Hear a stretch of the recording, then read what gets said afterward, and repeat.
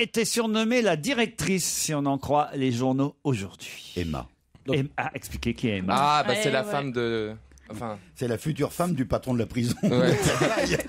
La jeune femme qui était la jeune femme qui c'est était celle qui là-bas. avait racolé. Elle était là-bas. Elle a été, tu sais, dans l'affaire Fofana, elle avait le gang des barbares. Le gang des barbares. Elle avait séduit Ilan Halimi, c'est ça? Voilà. Ça. Elle a été condamnée à 9 ans. Elle est à la prison de femmes. Et là, elle doit être extraordinaire parce qu'elle a séduit à la fois le chef des matons. Elle doit être très très excitante. Ouais, qui lui donnait de l'argent, qui lui donnait des cartes SIM pour pouvoir téléphoner, et le patron de la prison. Faut dire que voilà. Et le directeur de la prison. Le mot n'a jamais été aussi bien justifié, maton. C'est le directeur de la prison qui est un monsieur normal, qui vit en concubinage, qui est un monsieur strict, qui est rentré dans l'administration pénitentiaire.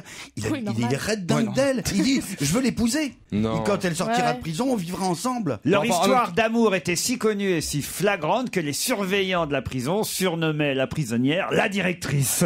C'est quand même génial. Bah ouais, elle était intouchable. Bon, on va aller donner manger à la directrice. C'est l'heure de la promenade de la directrice. Non, pas maintenant. Il est un peu con parce que ça devait pas manquer de pute quand même dans la prison. Mais non, mais elle était pas obligée de faire les corvées dès qu'on lui disait un truc.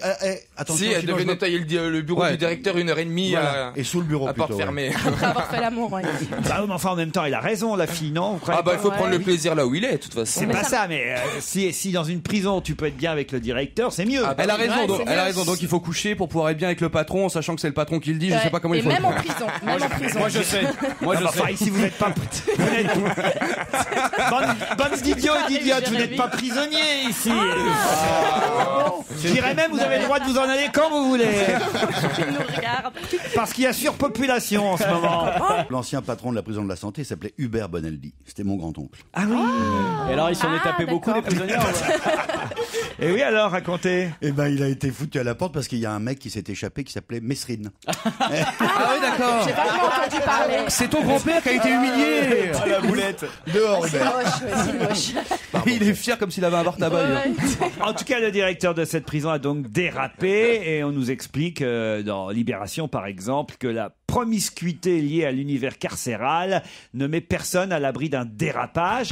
Et justement, certains membres de l'administration qui sont prudents refusent catégoriquement de diriger les prisons de femmes quand on est homme. Et c'est souvent pourquoi, d'ailleurs, les directions dans les prisons de femmes sont assurées par des femmes. Moi, je pourrais y être. Il n'y aurait aucun risque.